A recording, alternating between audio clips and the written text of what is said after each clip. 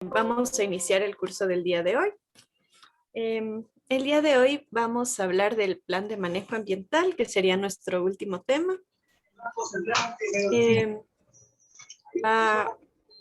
Actividades prácticas no vamos a tener el día de hoy, sino más bien les voy a ir explicando cómo hacer un plan de manejo ambiental. Otra cosa que quería comentarles es que mañana también tienen esa parte del curso que es de manejo de la plataforma SUIA. Entonces ese también lo voy a dictar yo. Entonces vamos igual a estar viéndonos el día de mañana. Y voy ahorita a compartir la pantalla. Por favor, Jairon, ayúdame dando acceso para compartir la pantalla.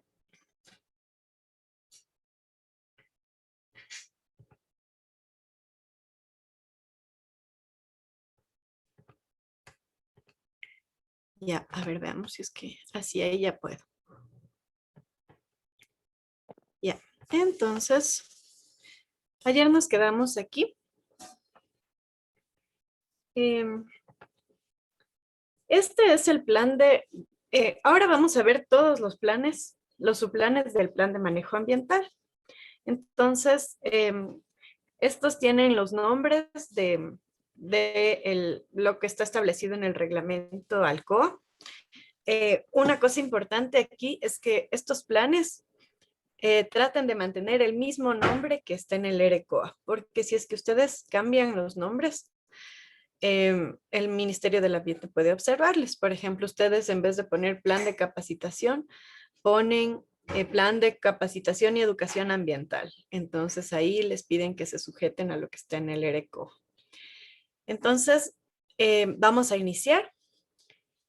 Otra cosa también importante es que no repitan las actividades en los planes, en los subplanes. Por ejemplo, si ustedes, digamos que tienen una actividad que es de poner cubetos, tal vez, o sea, según el criterio de quien haga el plan de manejo ambiental, ese sería, estaría en el plan de contingencias, ¿no es cierto? Pero puede ser que a alguien le parece que más bien es una actividad que previene la generación de impactos. Entonces, pónganle en uno de los dos. O sea, está bien si es que le ponen en prevención de impactos, pero también estaría bien ponerle en el plan de contingencias, pero no en los dos. Porque esa es otra observación, que se repiten las actividades en los subplanes. Ahora vamos a ver qué tipo de actividades pueden poner aquí en el plan de prevención y mitigación de impactos. Entonces, primero, aquí ustedes ponen todas las actividades que van a evitar que se generen impactos, como su nombre lo dice, y que no calcen en ningún otro plan. Entonces, por ejemplo, ustedes pueden poner la inducción. Si es que ponen en esta sección, no deberían repetirle en el plan de capacitación. Entonces, otro ejemplo también de esto va a ser cuando hay proyectos de construcción. Se suele pedir que humecten las áreas de trabajo para evitar la generación de polvo. Entonces, esta actividad va en el plan de prevención y mitigación de impactos. También todo el tema de mantenimiento de maquinaria viene aquí en esta sección, como vemos aquí en esta parte de abajo. Ya, algo importante es que el plan de manejo ambiental se presenta en matrices, como les comentaba ayer. Entonces, estas matrices tienen el aspecto ambiental, el impacto identificado, o sea, por ejemplo, el aspecto ambiental podría ser para el tema de calidad de aire, el ejemplo que les daba de humectar las áreas de trabajo. El aspecto ambiental sería la calidad del aire. El impacto ya sería la polución por partículas de polvo y emisiones contaminantes. Aquí tenemos que poner cuáles serían nuestras medidas propuestas, como por ejemplo lo de humectar las áreas de trabajo mediante un tanquero o aspersores, hacer inspecciones de vehículos y maquinaria, etcétera. El indicador, en este caso, por ejemplo, este indicador no está bien hecho para mi manera de ver. Por ejemplo, dice inspecciones vehiculares sobre frecuencia. Entonces, no nos da, es una fórmula matemática, pero no nos indica si se han cumplido o no las actividades. Entonces, por ejemplo, el indicador para aumentar áreas de trabajo podría ser actividad ejecutada sobre actividad propuesta, ¿no es cierto? Es el indicador que les di de ejemplo ayer. Para los vehículos y maquinarias inspeccionada podría ser número de vehículos inspeccionados sobre el total de vehículos. Entonces ahí podemos verificar que se haya hecho inspección a todos los vehículos de campo o no. Ya. Entonces eso sería un indicador. Es similar a los del plan de acción. Aquí en medios de verificación igual nos tocaría poner cómo vamos a ver que se haya cumplido estas actividades y aparte de eso, aquí no está, ya vamos a ver en otro ejemplo, puede ser aquí.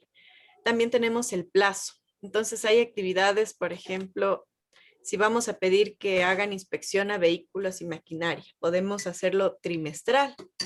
Este plazo es cuántas veces al año se lo debe hacer.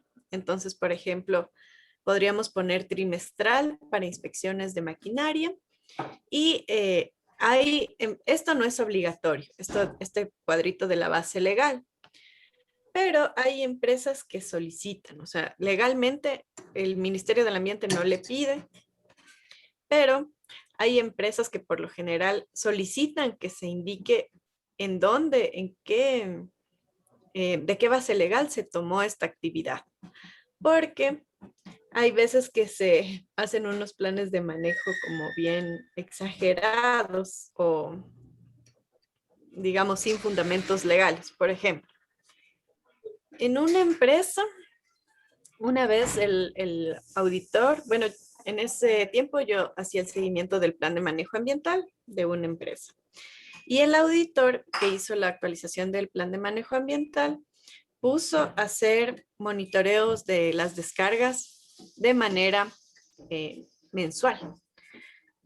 Entonces, bueno, es para él, o sea, puso esa medida por la evaluación de impactos ambientales, porque a él le parecía que la empresa debía hacer monitoreos mensuales. Y la normativa pide que se hagan trimestrales. Entonces, la empresa tenía que gastar 3 veces más del presupuesto que legalmente debería gastar. Entonces, por eso es que las empresas piden que se pongan las bases legales. Ah, bueno, no todas, ¿no? Hay unas que sí piden y otras que no, o sea, como no, tal vez los primerizos les pasa eso, que no piden base legal en el plan de manejo ambiental. O, por ejemplo, ponen actividades como comprar ambulancias o cosas así en proyectos que son pequeños. Entonces, por eso es que hay empresas que piden que se ponga la base legal. Ya. Pero como les comenté, no es obligatorio. Ya. Cuando un proyecto interseca con un área protegida, entonces ahí ustedes tienen que obtener un informe de viabilidad.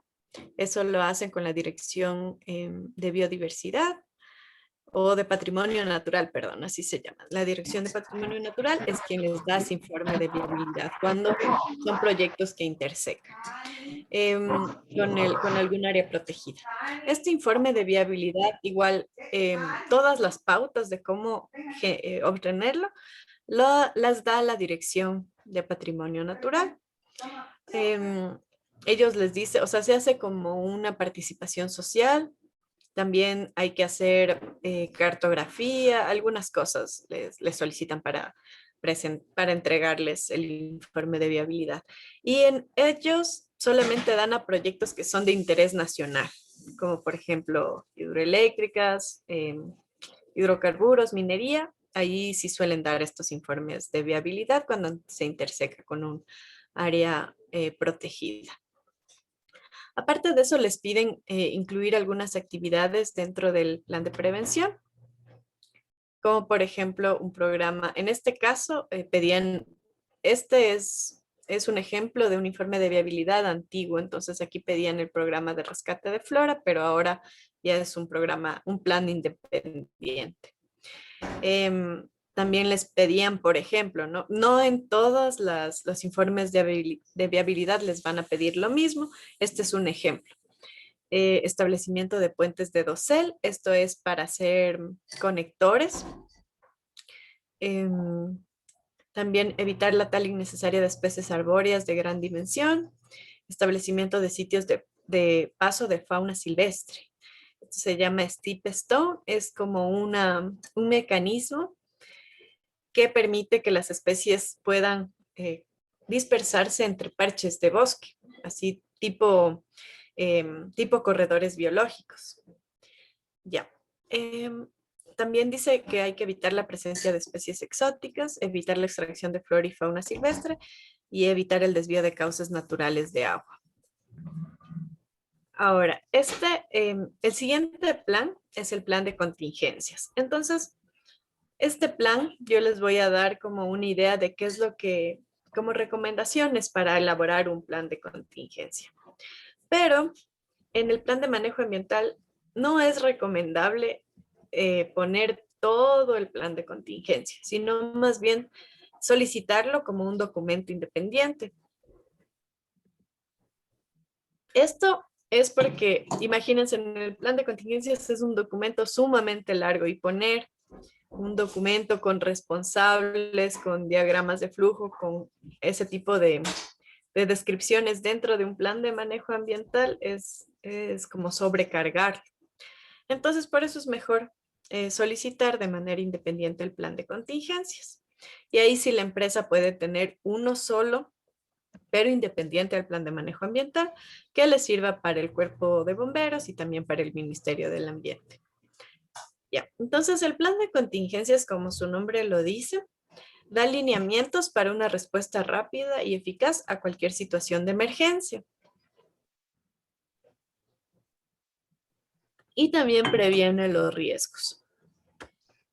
Entonces, les voy a decir como una recomendación de qué es lo que debe tener un plan de contingencias, pero como les digo, para hacerlo como un documento independiente, no dentro del plan de manejo ambiental. Y ya les voy a dar igual unos ejemplos para cómo, o sea, como recomendaciones de cómo poner el plan de contingencias en el plan de manejo ambiental.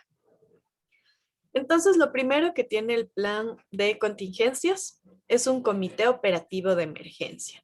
Si ustedes quieren hacer uno solo, incluso se puede alinear a lo que está establecido en el Ministerio de Trabajo y es el comité, el comité paritario. Entonces, podrían manejarlo de esa manera para no tener dos comités diferentes. Bueno, pero el plan de contingencias debe tener un comité operativo de emergencias. Entonces aquí se pone todos los integrantes del comité. Va a haber un director general, asesoría legal, organismo de apoyo externos, el coordinador de seguridad, un coordinador logístico. De ahí vienen también las brigadas de emergencia. Esto sí es como súper importante que haya en un comité operativo de emergencias, brigadas.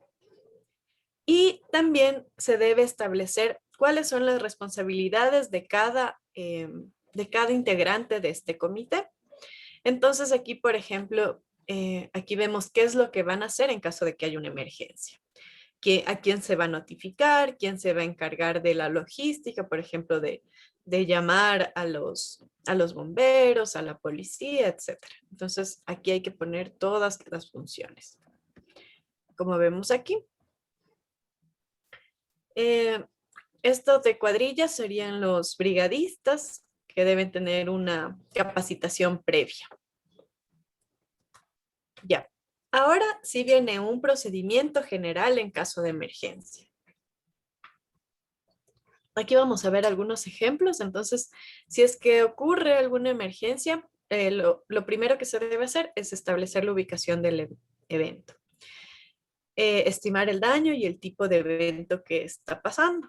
Después llevar a cabo acciones específicas para controlarlo, notificar la ocurrencia de acuerdo a un plan de llamadas. O sea, ¿a quién se va a notificar que hay una emergencia? y por lo general se notifica al encargado de seguridad industrial y de ambiente. Después se debe notificar a las autoridades gubernamentales, dependiendo el tipo de accidente que sea, y tomar acciones correctivas a corto y largo plazo que sean necesarias. Modificar operaciones para evitar que haya una recurrencia y siempre se debe investigar el incidente o accidente en un formulario. Igual ustedes pueden vincularlo y poner que para el caso de accidentes laborales o enfermedades ocupacionales, se utilizará el formulario del IES para no hacer igual como un doble trabajo. Ya, otra cosa también que es sumamente importante es definir niveles de contingencia. No va a ser lo mismo un accidente en el que, no sé, hay un derrame de unos menos de 55 galones de combustible o de 5 barriles de combustible a que se caiga, que tengan un tanque de 10.000 galones, o sea, que tenga alguna fisura y haya un derrame de esas cantidades. Entonces, siempre hay que definir cuándo van a ser contingencias de tipo nivel 1, nivel 2, nivel 3. En este tema de hidrocarburos, en el RAO que salió en abril, ahí definen igual niveles de contingencia por cantidad de hidrocarburo derramado. Entonces, más o menos para que tengan una guía, podrían basarse en el RAO si es que ustedes están haciendo un estudio de impacto ambiental para el sector hidrocarburífero. Ya. Entonces, vamos a ver, por ejemplo, aquí están unos ejemplos de una construcción. Entonces, dice que cuando se puede cubrir em, las actividades de contingencia por la propia empresa, entonces in situ, que no se necesita recurrir a instituciones externas, entonces ahí podría ser nivel 1. Ya.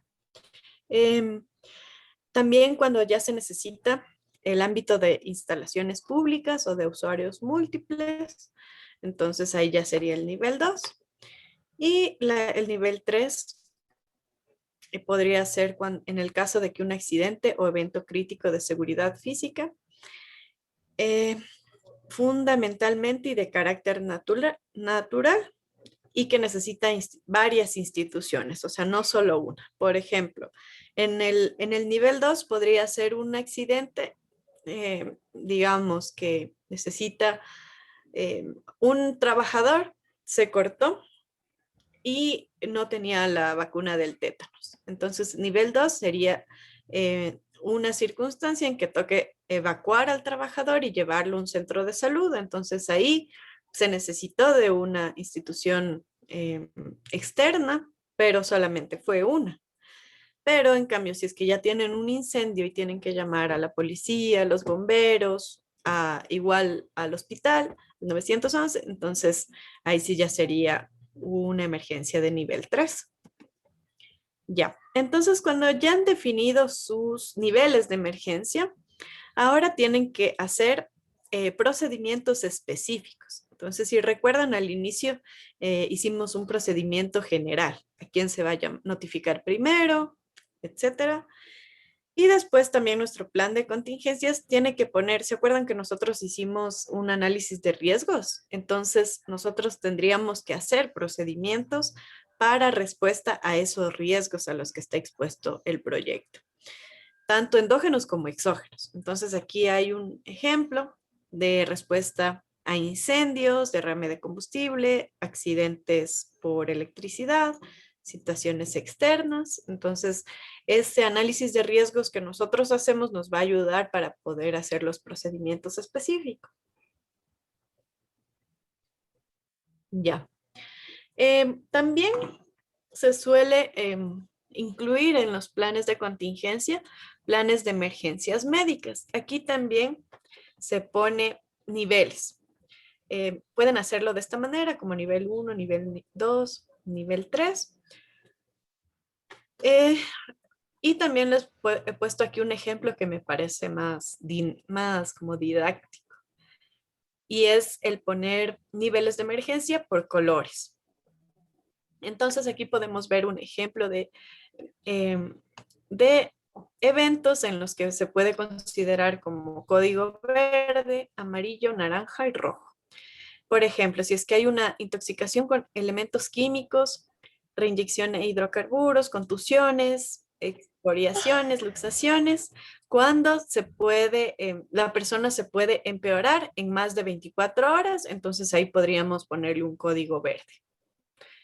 Cuando es amarillo, es cuando el paciente puede empeorar en horas, como por ejemplo, y también intoxicación con elementos químicos, fracturas no expuestas, etcétera. Entonces ahí puede ser amarillo. Naranja vendrían a ser eventos en donde el paciente se puede empeorar en horas, como por ejemplo quemaduras, ahogamiento, asfixia, peritonitis, emergencia quirúrgica, etcétera. Igual una amputación menor, un trauma vertebral, etcétera.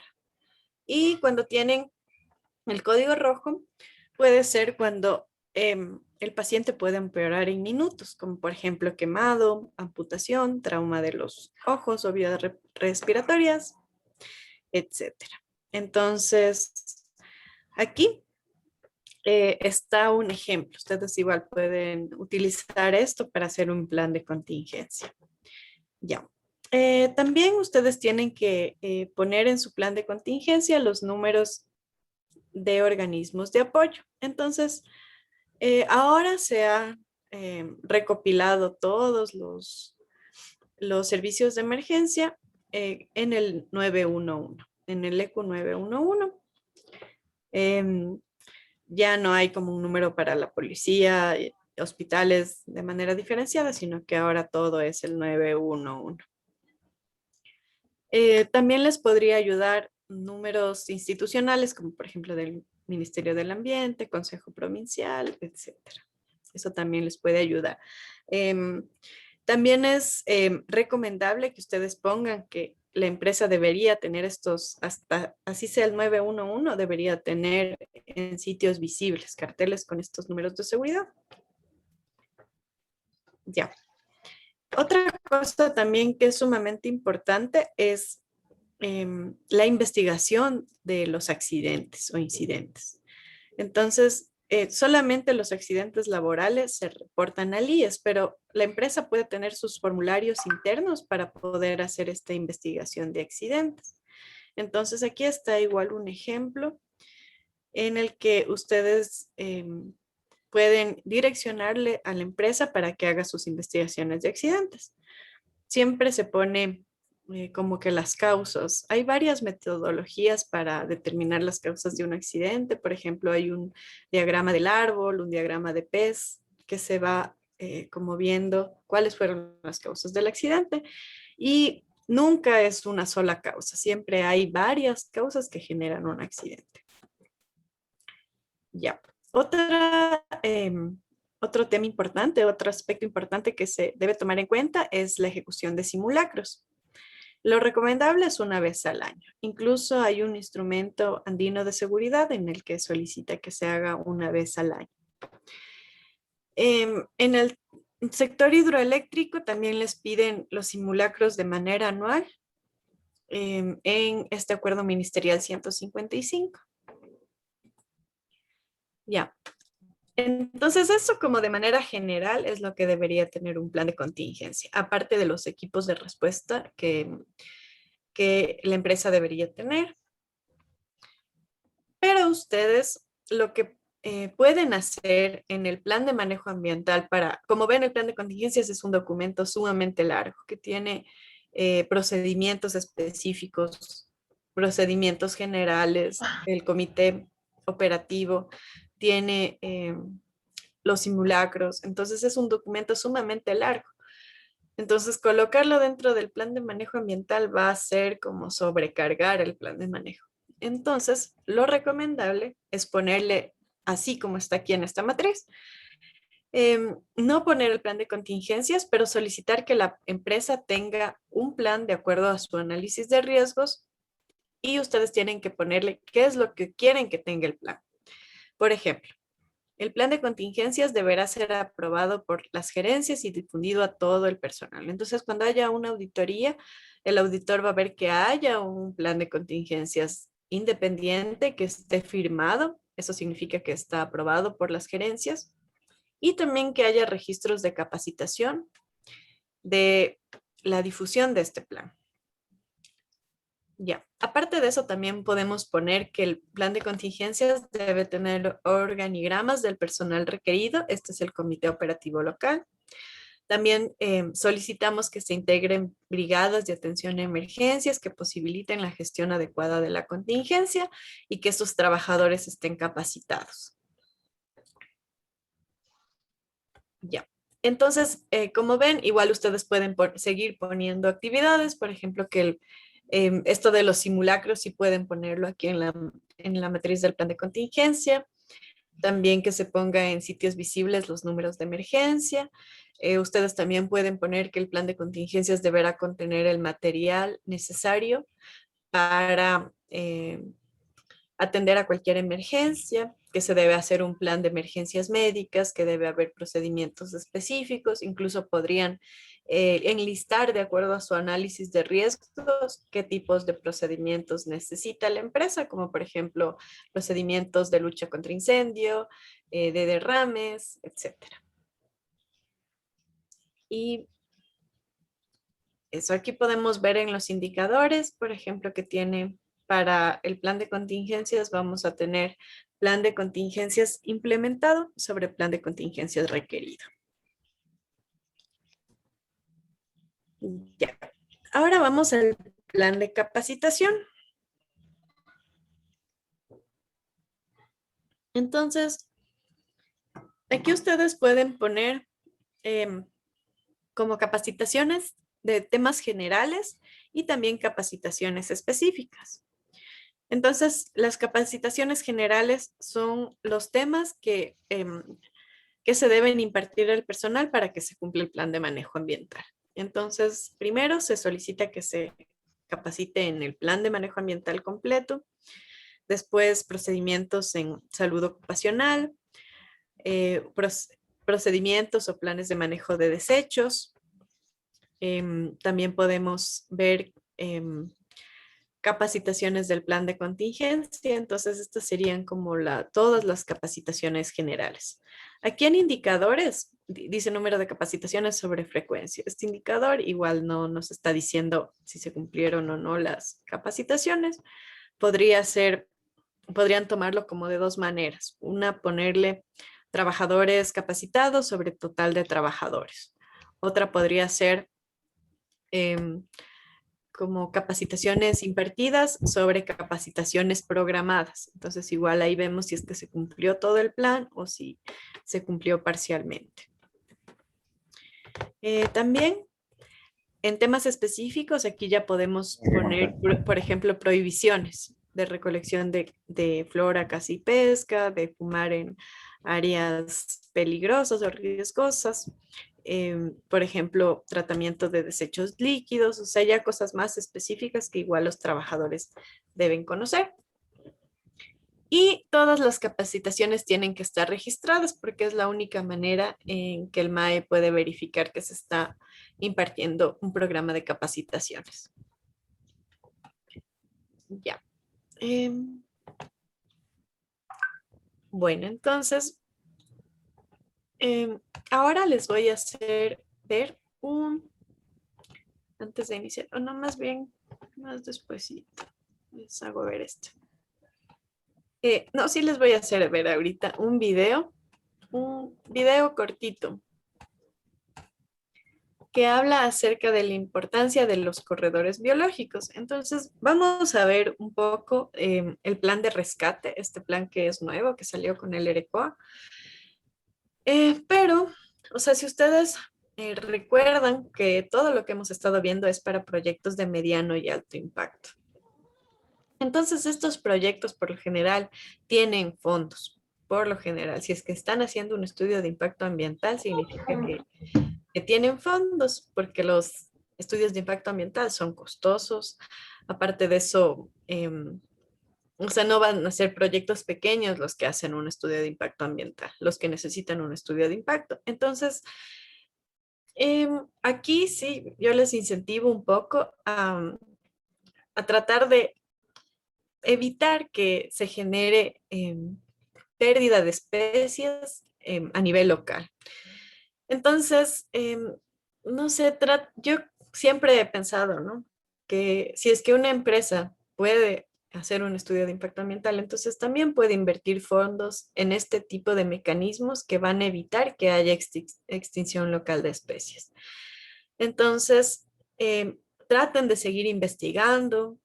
Los corredores ecológicos no es la única opción, como les comentaba, hay estos steep stone que en realidad son como saltos, o sea, se deja como parchecitos de bosque para que haya dispersión. No todas las especies van a poder tener una conexión, pero por ejemplo va a haber semillas que sí pueden dispersarse o animales más grandes igual. Entonces, hay varios mecanismos para poder hacer conexión entre parches de bosque.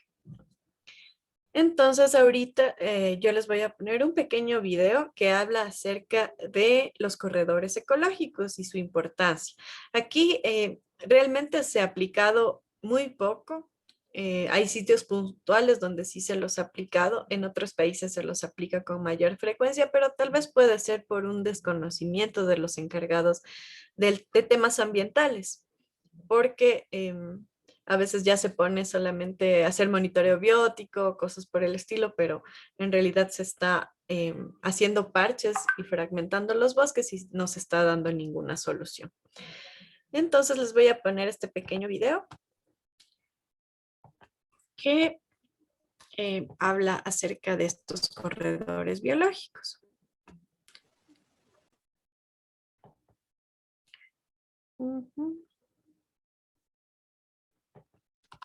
Si es que tienen algún problema con el audio, no se escucha bien, ahí me avisan. O está muy alto, me avisan, por favor. Para la Tierra, el planeta, antes de que el hombre ocupara la Tierra, el planeta estaba cubierto por una extensión continua de bosques, praderas y desiertos.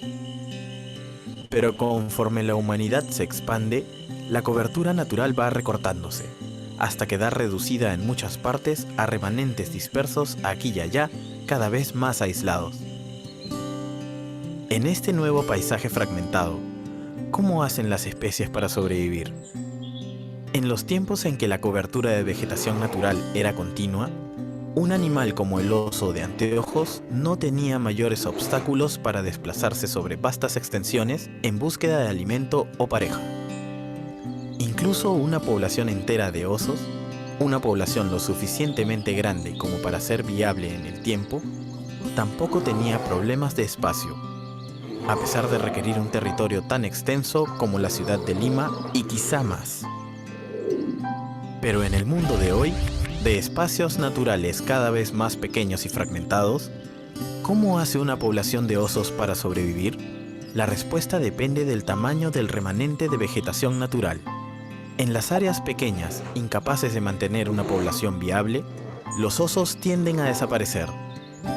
Con cada población que se va, la especie pierde una fracción de su variedad genética y el fragmento pierde una pieza clave de su biodiversidad.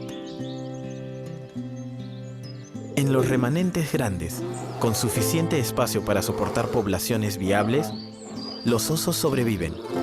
Pero, aislados como están, su reproducción se realiza dentro de grupos reducidos y cada vez más emparentados, lo que, a la larga, lleva a la degeneración genética de la especie, haciéndola más vulnerable a los cambios ambientales y a las enfermedades. ¿Podemos pensar en algo mejor que este futuro para el oso y para los ecosistemas en que vive? Una de las respuestas que se busca dar al problema es la recuperación de la conectividad perdida a través de los llamados corredores de conservación. Los corredores de conservación son conexiones de vegetación entre remanentes de vegetación nativa que se hallan separados por actividad humana. Su principal función es mejorar la conectividad, facilitando el desplazamiento de especies de un fragmento a otro.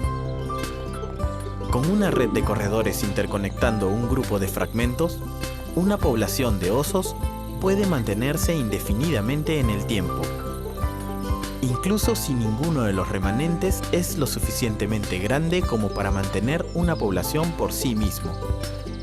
Eso es exactamente lo que sucede en el norte del Perú, en donde se ha comprobado que la misma población de osos se desplaza por corredores naturales que unen al Parque Nacional Cutervo, el área de conservación privada Chaparrí, el refugio de vida silvestre Laquipampa y otras áreas cercanas.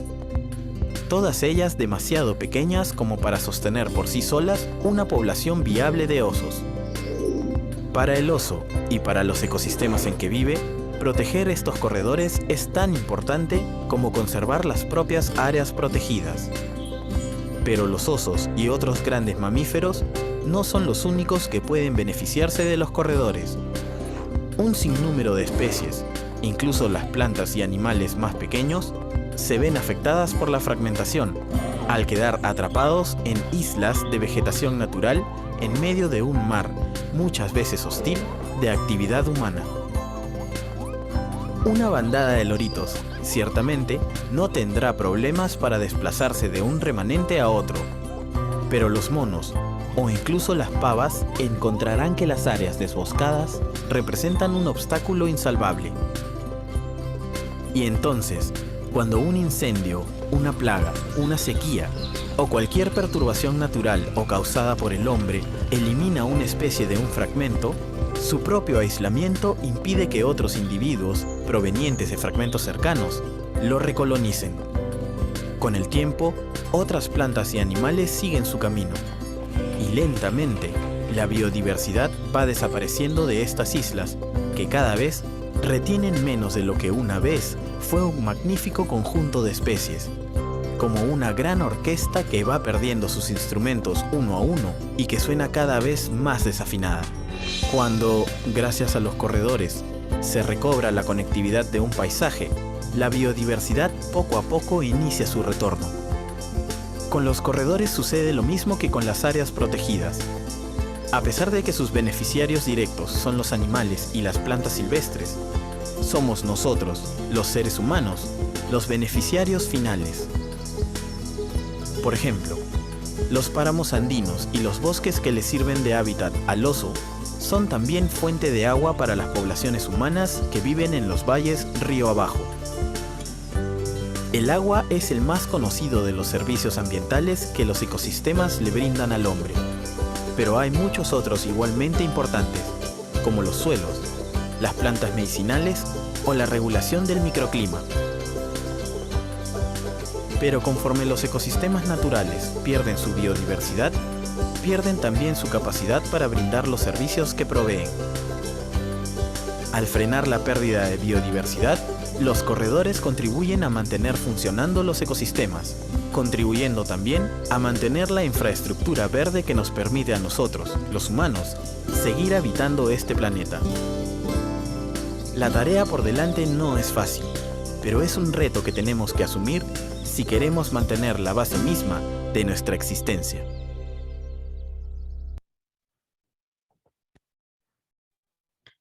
Ya, entonces eso es algo muy importante que nosotros podríamos empezar a implementar en estos proyectos sumamente grandes que al construir vías o los mismos proyectos empiezan a fragmentar nuestros bosques. Entonces eso para poder empezar con este plan de rescate.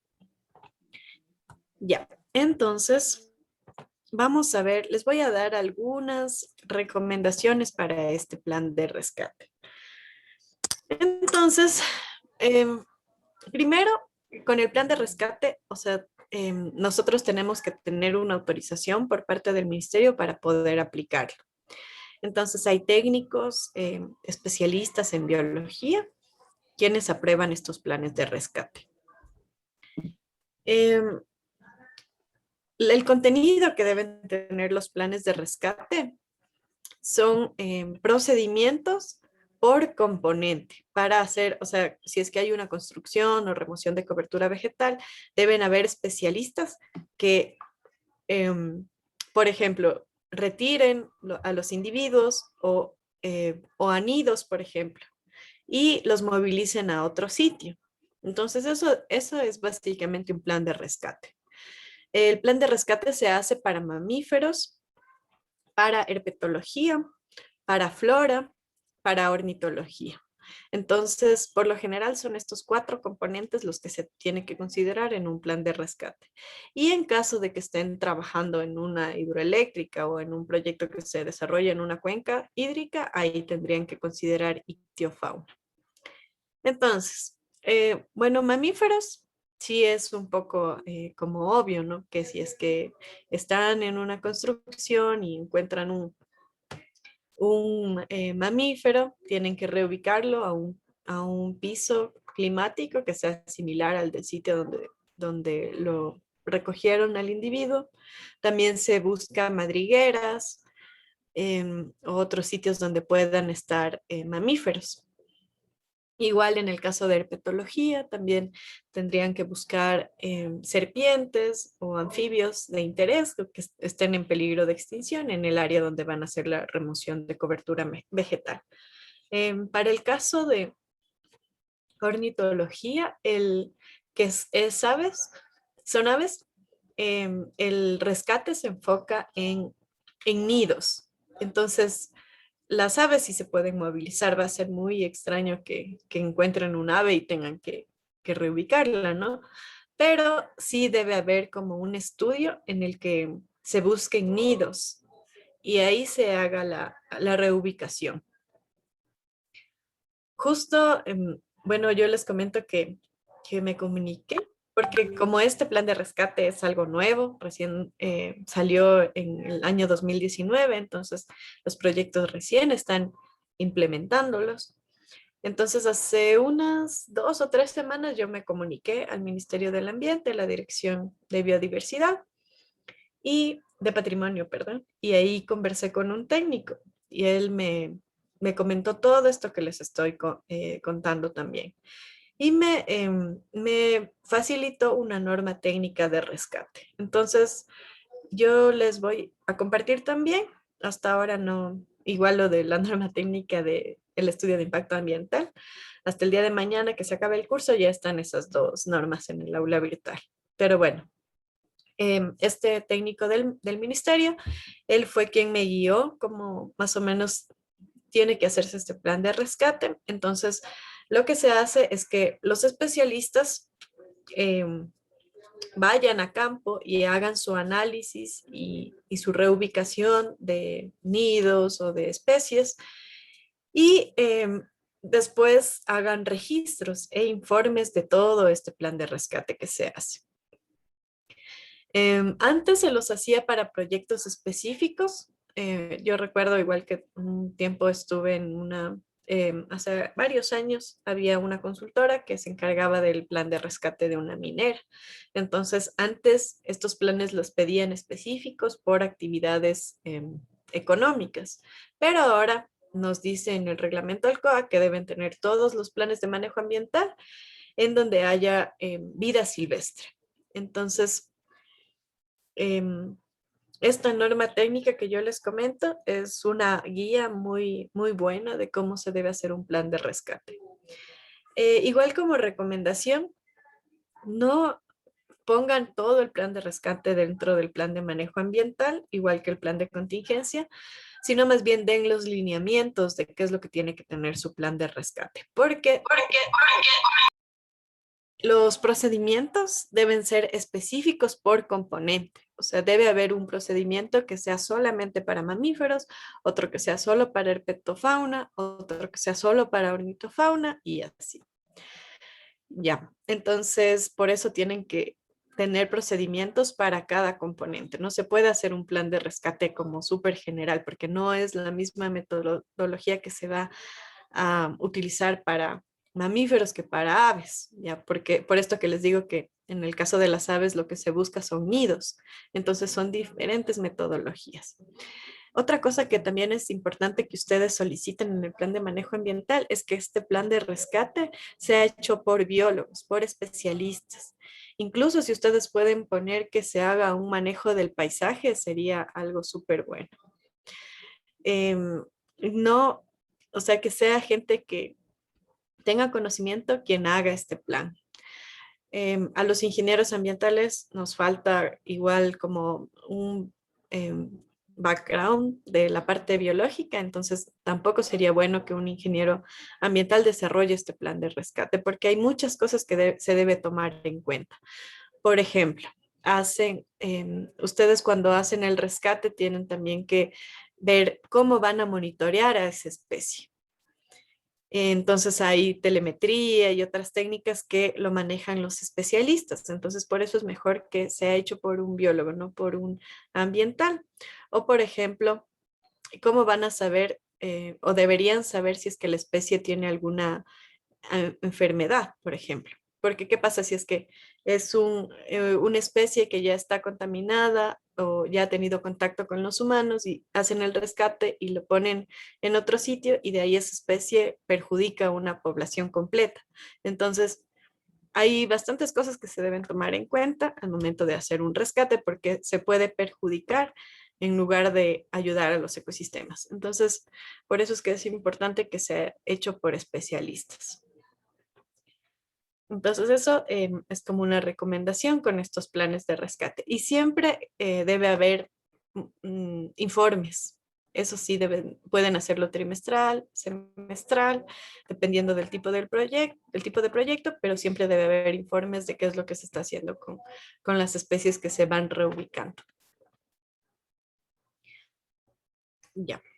Incluso, o sea, y este plan es sumamente importante, incluso me comentaba este técnico del ministerio que yo les comento, que en una línea de transmisión habían encontrado unos nidos de águila arpía. Entonces es, o sea, súper importante movilizar. Imagínense si no hubiera estos planes de rescate. O sea, sería como antes, solamente va la maquinaria, desbroza todo y ya, o sea, si es que acaban con un nido de una águila arpía, que es una especie súper rara de encontrar, o sea, el proyecto va a perjudicar un montón al ecosistema. Entonces, por eso es que es sumamente importante este plan. Ya. Ahora vamos a ver este plan de manejo de desechos. Entonces, primero, lo más importante del plan es clasificar los desechos. Entonces, podemos clasificar en desechos degradables, desechos peligrosos y desechos especiales. También tenemos los reciclables. Entonces, para los desechos degradables, nosotros podemos implementar varias técnicas, como por ejemplo el compostaje, la lombricultura. Igual son técnicas como innovadoras para que los proyectos que son así de gran tamaño, que necesitan un estudio de impacto ambiental, empiecen a aprovechar sus residuos que son degradables, sus residuos orgánicos. Ya, tenemos también los desechos no peligrosos, que serían los desechos comunes, y tenemos los desechos peligrosos. Los desechos peligrosos están en el acuerdo ministerial 142. Entonces, igual, ahí está. Por favor, no sé, Jaren, si puedes ayudarme silenciando a todos, porque hay alguien que tiene desactivado activado el micrófono y se escucha ahí un ruido como de fondo. Ya. Bueno, entonces los desechos peligrosos están en este acuerdo ministerial 142. Entonces tenemos la suerte de que si tenemos alguna duda, está ahí la norma para buscar los desechos peligrosos. Entonces nos dice que los desechos peligrosos son los que tienen estas características de peligrosidad, que pueden ser corrosivos, inflamables, reactivos, tóxicos, explosivos, etc. Entonces, cuando ustedes tienen algún envase que tiene estos rombos de seguridad o no rombos de seguridad, rombos de ¿cómo se llama? NFP. Entonces, ¿qué son estos rombos que tienen 4 colores y tienen algún número ahí? O sea, estos números van del 0 al 4. Si tiene algún número, es un desecho peligroso. Y si no, vayan a la norma y ahí de igual manera están todos los desechos peligrosos. Inge, Ajá. sí, solo para acotar, se llama el diamante NFPA. Sí, NFPA, muchas gracias. Sí, Sí. sí, gracias. El NFPA, ya. Bueno, entonces, em, ya. Para continuar, también tenemos los desechos especiales, que son desechos que no son peligrosos, o sea, no tienen las características de peligrosidad, que es corrosivo, reactivo, tóxico, etcétera, pero se generan en gran cantidad y por eso son de difícil manipulación. Entonces aquí tenemos a las llantas, tenemos a los plásticos de invernadero, tenemos al aceite de frituras de restaurantes. Esos son ejemplos de desechos especiales. Igual todos estos desechos ustedes los tienen en el Acuerdo Ministerial 142. Ahí también está el listado de desechos especiales.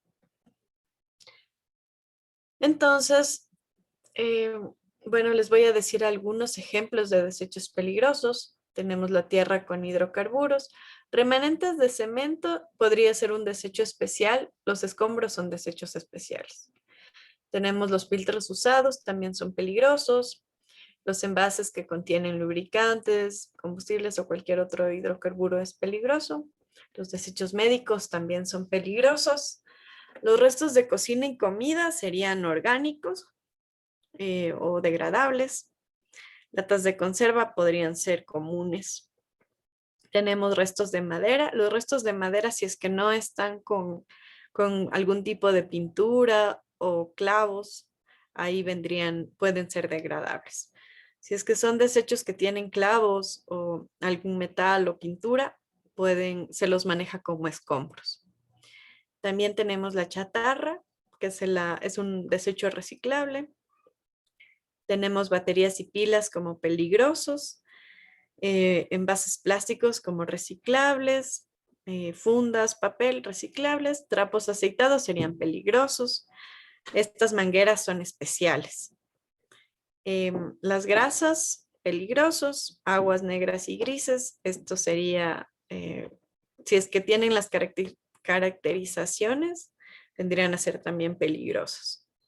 Tenemos restos de pintura, dependiendo si es que ven que en la lata tiene características de inflamabilidad, sería peligroso. Y si no, común. Aguas aceitosas peligrosos, fluidos hidráulicos peligrosos. Agua de escorrentía, dependiendo de cuál es el material o el químico de la escorrentía, sería peligroso. Y aceites usados sería peligroso también. Ya, vamos a ver unos ejemplos. Primero tenemos el ejemplo de identificar los diferentes tipos de residuos. En cada frente de trabajo debería haber una estación para segregar los desechos. Hay una norma INEN que nos da los colores, que es la 2841. Esta norma INEN nos da los colores de los tachos. Esta norma, o sea, ustedes pueden guiarse en esta norma para poner los colores, pero esta norma es de carácter voluntario. Entonces no es obligatorio tener de ese color los tachos, pero puede ser una guía para que ustedes puedan disponer aquí en el plan de manejo de desechos. También debe haber un área específica para el almacenamiento temporal. Por lo general, se solicita que esta área tenga piso impermeabilizado y techo. Ya. Los escombros siempre se los tiene que disponer en escombreras. Quien autoriza las escombreras son los municipios. Entonces, eso también es importante. Si ustedes están en un proyecto de construcción en donde se van a generar escombros, lo primero que tienen que hacer es tener un convenio con el municipio o averiguar en dónde están las escombreras para poder depositar ahí los escombros. Ya. Para residuos orgánicos hay varios sistemas, lo importante es que hagan alguna gestión. Entonces pueden utilizar composteras, lombricultura. Yo he tenido experiencia con la lombricultura y me parece que es una técnica súper, es muy buena. Si es que está bien mantenida, no genera olores y ni lixiviados, entonces a diferencia de las composteras que a veces pueden generar olores o cuando estén en un área rural es muy común también los gallinazos. Pero el sistema de lombricultura me parece que es un sistema muy bueno para tratar los desechos orgánicos. Ya. Eh, bueno, vamos a tener ahorita un pequeño receso de unos 5 minutos para después entrar un poco en algunas obligaciones de los desechos peligrosos. No sé si tienen alguna pregunta hasta aquí. ¿No? Bueno, entonces vamos a tener unos 5 minutos de descanso.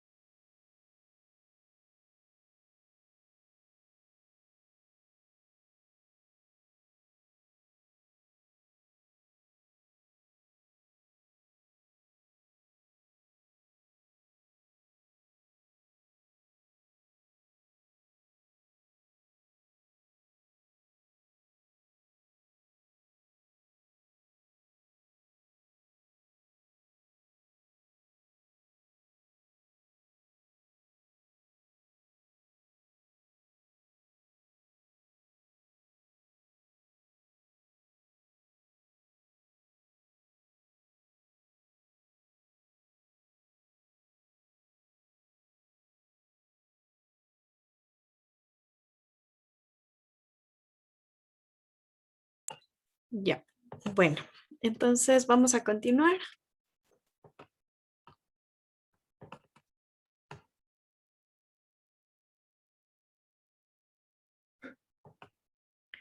Ya, entonces vamos a ver algunas medidas para el manejo adecuado de desechos peligrosos. Entonces, aquí en el plan de manejo ambiental es bueno igual mencionarle cuáles son los desechos peligrosos que genera la empresa. Si para nosotros los ambientales es difícil saber todos los desechos peligrosos, peor, o sea, va a ser mucho más difícil para una persona que no está en el medio ambiental. Entonces, nosotros tenemos la norma, podemos buscar ahí y indicarle cuáles son los desechos peligrosos que tiene esta persona que gestionar de manera diferenciada, esta empresa, perdón. Entonces, es bueno igual ponerles una guía. Aquí, por ejemplo, dice, los desechos peligrosos están conformados por frascos o recipientes vacíos de productos químicos, paños absorbentes, wipes, baterías, aceite dieléctrico, residuos de lubricante y combustible, etcétera. Ya, estos residuos hay que poner a disposición de que sean clasificados y también que estén identificados. Como les comentaba, según la norma, dice que la normativa, que se debe almacenar en el predio hasta máximo un año. Entonces, eso significa que de aquí en adelante, cuando tenga una empresa una auditoría ambiental, va a tener que reportar mínimo un manifiesto único o un certificado de destrucción de los desechos peligrosos por año. Entonces, por ejemplo, digamos, el siguiente año les toca la auditoría. Entonces, debe por lo menos tener una evidencia de haber entregado a gestores de residuos los desechos peligrosos, como mínimo. Si no, va a tener una no conformidad en la siguiente auditoría. Ya. Aparte de eso, todos los que generen desechos peligrosos tienen que registrarse y sacar el registro de generador de desechos peligrosos. Los procesos para obtener este registro están en el Acuerdo Ministerial 026 y ahora todo este proceso se lo hace a través de la plataforma SUIA. Otra cosa importante o sea, que ustedes tienen que igual tomar en cuenta cuando hacen un estudio de impacto ambiental, es que con el reglamento Alcoa salió una obligación en la que dice que los proyectos nuevos que se regularicen ambientalmente, o sea, que obtengan la licencia ambiental, tienen que sacar de manera paralela el registro de generador de desechos peligrosos. O sea, ahora es un requisito para hacer el estudio de impacto ambiental. El procedimiento igual o todo lo que necesitan está en este acuerdo ministerial 026. Hay una opción en el SUYA mañana que vamos a ver lo de la plataforma. Al inicio del proyecto, les preguntan si es que se genera o no desechos peligrosos. Entonces, si ustedes ponen que sí, automáticamente el sistema les dirige al inicio del registro de generador de desechos peligrosos y no pueden continuar con el proceso sino hasta que no envíen el registro de generador. O sea, son 12 pasos hasta que no se haga ese registro, no le permiten continuar con el proceso del estudio de impacto ambiental.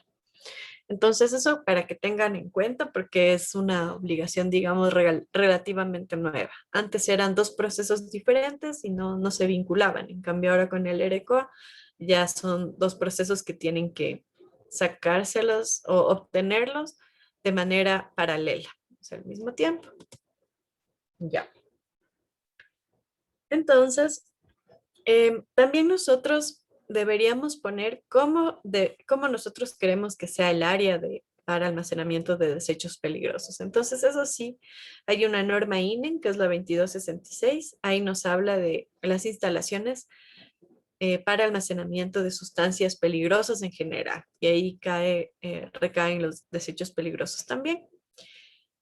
Otra obligación que nos dice la norma INEN es que se debe llevar una bitácora o un registro de los desechos. ¿Qué más? También, si es que una empresa tiene contratistas, todas las obligaciones del plan de manejo ambiental también tienen que cumplir las contratistas. Cuando hay auditorías ambientales, llega el auditor y pide documentos tanto de la empresa como de sus contratistas. Entonces, eso también es bueno indicarle al proponente, porque a veces ellos piensan como que, bueno, es mi empresa, yo soy responsable de lo que haga con mis trabajadores, pero no es así.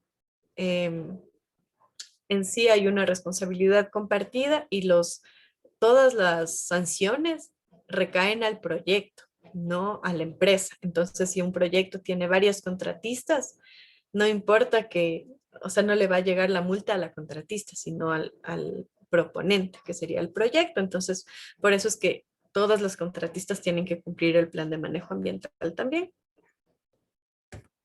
Ya, aquí está este etiquetado. Este es el rombo NFPA. Es este, de aquí. Este rombo tiene 4 colores. El azul significa salud, el rojo significa inflamabilidad y el amarillo significa reactividad. Este color blanco se lo coloca cuando hay riesgos adicionales, que puede ser, por ejemplo, al ambiente. Los números van del 0 al 4. 0 sería nada y 4 sería lo más alto. Estos rombos NFPA son específicos para cada sustancia. Entonces, si ustedes, por ejemplo, tienen diésel, entonces buscan en el internet rombo NFPA para el diésel. Entonces, hay un rombo específico. Ustedes no tienen que elaborar el rombo cuando tienen un producto químico, sino más bien buscar en el internet y colocar de acuerdo a las especificaciones que haya en hojas de seguridad.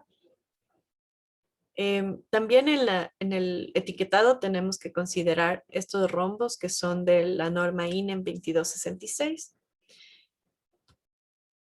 Y también en la norma INEM nos da las dimensiones de estos rombos.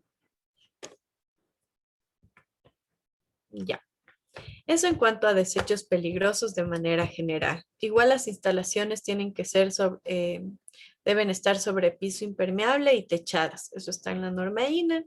Y cuando se almacena desechos peligrosos líquidos, se debe contar con un cubeto, igual que en hidrocarburos, un cubeto que sea del 110% de la capacidad, perdón, del tanque del mayor capacidad.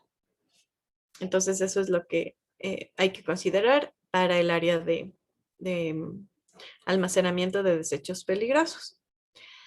Ahora vamos al plan de relaciones comunitarias. Les voy a dar igual algunos ejemplos que ustedes pueden poner aquí. Lo importante es que haya una buena relación con los vecinos. Entonces, aquí podemos ver algunos ejemplos. Primero, se suele colocar que se contrate de manera preferencial a el personal de la zona, siempre y cuando cumplan con los requisitos de contratación. Aparte de eso, los trabajadores externos van a tener que observar de forma estricta normas, reglamentos y prácticas de derecho consuetudinario establecidos por los pobladores. Entonces, más que nada, que hay un respeto entre los trabajadores, de los trabajadores hacia la comunidad. Ya, otra cosa también que es súper importante nosotros como ambientales, bueno, me imagino que la mayoría son ambientales, aunque también hay veces que se califican como consultores biólogos, entonces también puede ser que haya biólogos entre los participantes, pero una de las cosas que yo creo que es súper importante en el tema ambiental, que nosotros somos medio todólogos, que hacemos todo, creo, pero una de las cosas importantes es conocer dónde están situadas las nacionalidades indígenas en el país. Porque hay varias normas que amparan a estas comunidades indígenas, a estas nacionalidades. Entonces, aunque uno no sea sociólogo, este tema hay que tratarlo con pinzas. Y en el plan de relaciones comunitarias vamos a tener que poner bastante atención en si hay o no comunidades. Entonces, por ejemplo, en este mapa podemos ver que, por ejemplo, en la parte sur del oriente, donde se encuentran las mineras, o varias mineras. Entonces, en esta parte nosotros vamos a tener comunidades Shuar y comunidades Ashuar. De ahí en este sector donde se encuentran todas las petroleras, que es en la parte norte del oriente, tenemos, la mayoría son quichuas amazónicos y también tenemos los guaraní en esta sección, que aquí está el Yasuní. De ahí tenemos aquí en la cordillera, también tenemos quichua y hay estas pequeñas poblaciones también en esta parte de aquí. eh, que son estos de acá, Chachi. También tenemos los Áchila, los Ahuaca.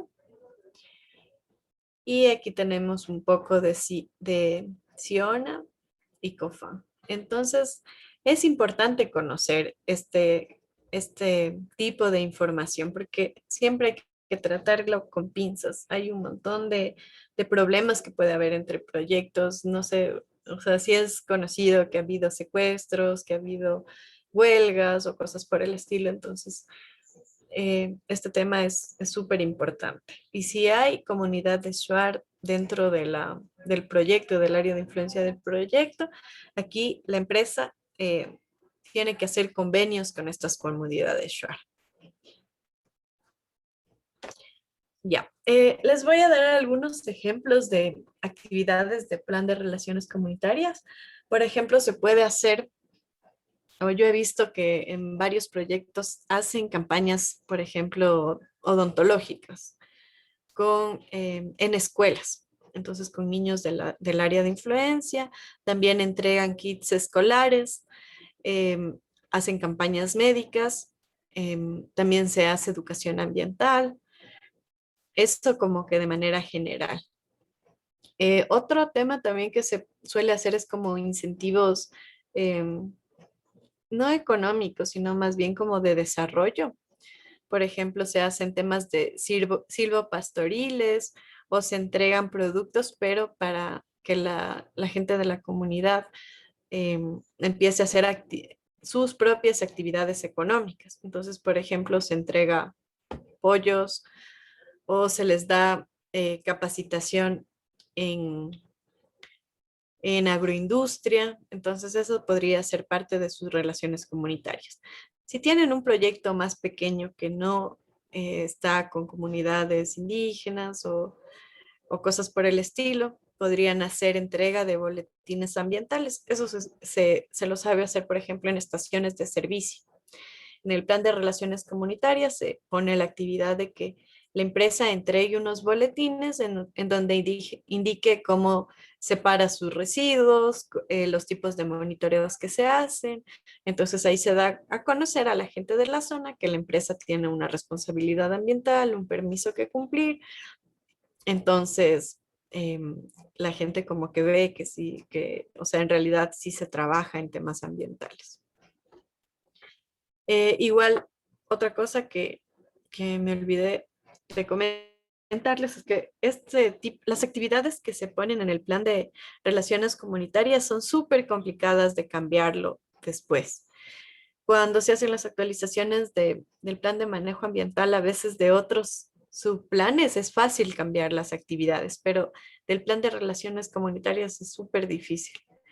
Yo recuerdo que era un bloque, había el relacionador comunitario, estuvo como 2 años tratando de cambiar una actividad del plan de relaciones comunitarias. No hubo poder humano o sea, le haga entender al técnico del MAE que no tenían una buena relación con la gente de la comunidad y ellos tenían una obligación que era de hacer asambleas. Entonces, si no tenían una buena comunicación, no se llevaban bien la empresa con la gente de la comunidad, no tenían asistentes, ni siquiera, o sea, no podían ir a dejar las invitaciones ni nada para las asambleas y por eso ellos querían cambiar esa actividad, pero no hubo poder humano que logre que cambien esa actividad. Y ellos ya tenían un montón de o sea, ya tenían como no conformidad mayor y se repetía porque no cumplían eso. Entonces, como vimos anteriormente, cuando vimos las no conformidades menores y mayores, si ustedes recuerdan que cuando había reincidencia de una no conformidad menor, ya era mayor. Entonces, el proyecto seguía teniendo mayor, mayor, mayor y no lograba cambiar esa actividad. Entonces, también hay que tomar, o es bueno en estas actividades del plan de relaciones comunitarias, tener una comunicación directa con la empresa y quedar de acuerdo en todo lo que se va a poner, establecer ahí en el plan de relaciones comunitarias. Ya. Ahora vamos a otro plan, que es el plan de rehabilitación de áreas afectadas. Entonces, en este plan, aquí nosotros tenemos que tratar de restablecer en lo posible las condiciones originales de la zona de influencia del proyecto. Entonces hay dos planes, que es el plan de abandono y el plan de rehabilitación de áreas. El plan de abandono siempre se lo realiza cuando ya se acabó la vida útil del proyecto, pero el plan de el plan de rehabilitación de áreas se lo puede ejecutar, por ejemplo, cuando se acaba la fase constructiva. Ahí se puede rehabilitar áreas, se puede hacer revegetación. No es necesario llegar al final del proyecto para aplicar el plan de rehabilitación de áreas afectadas. Aquí les he puesto igual algunos ejemplos de este plan de rehabilitación. Tenemos el establecer sistemas de drenaje para la canalización de escorrentía. También se puede, hay dos tipos de revegetación, la natural y la asistida. Entonces la natural básicamente se revegeta solo, pero lo importante de esto es delimitar las áreas que nosotros queremos que se revegeten de manera natural, o sea, evitar que haya ingreso de personal, ingreso de maquinaria. Entonces se puede como delimitar las áreas que queremos que se revegeten. Y también hay la revegetación asistida. Entonces esto también es bueno hacerlo con un especialista para regenerar un ecosistema. Igual la revegetación tiene que ser diferenciada. Hay especies o sea, que es necesario por ejemplo, primero se siembran las herbáceas, las hierbas. Después hay especies que hay que sembrar para que hagan sombra a otras especies y puedan crecer. Entonces, igual hay como que tener un poco de conocimiento, que intervenga un especialista en flora en este tema de la revegetación, porque debe haber como tiempos diferentes de siembra. Y lo bueno es que como ustedes tienen ya si están en un área donde va a haber remoción de cobertura vegetal, de ley tuvieron que tener en su equipo un especialista en flora. Entonces él es quien les puede ayudar a hacer esta parte de la revegetación, principalmente en proyectos hidroeléctricos y de mineras. Ya. Cuando hay también remoción de cobertura vegetal, siempre hay posibilidades de movimientos de tierra. Entonces también es bueno poner que hay que señalizar estas áreas. Ya. ¿Qué más? También cuando hay remoción de cobertura vegetal para, para que, digamos, se degrade ese material vegetal, o sea, la vegetación tiene que ser troceada. Entonces eso también pueden poner aquí en el plan de rehabilitación. ¿Qué más? También se tienen que utilizar especies nativas, no se pueden utilizar especies introducidas porque igual se puede perjudicar el área más que ayudar. O sea, se debe evitar utilizar eucaliptos, pinos, eso no se debe usar. Ya. Ahora el plan de abandono, en cambio, tiene las actividades que se deben implementar cuando se acabe el proyecto. Entonces, aquí igual algunas actividades. La primera es que se debe notificar al Ministerio del Ambiente. Ya. Cuando un proyecto llega a su etapa final, a través del micrófono, escuchar a todos. Yoshi, está con el micrófono. Ya, muchas gracias. Ya. Entonces, cuando un proyecto llega a su etapa final, lo primero que tiene que hacer es notificar al MAE. De ahí lo que tiene que hacer es hacer una auditoría de cierre y abandono. Entonces, esas dos actividades son fundamentales cuando se cierra un proyecto. Aparte de eso, se tiene que hacer el análisis de pasivos ambientales. Hay que, y esto sí es algo súper importante, colocarlo aquí en la fase de abandono, verificar los pasivos ambientales.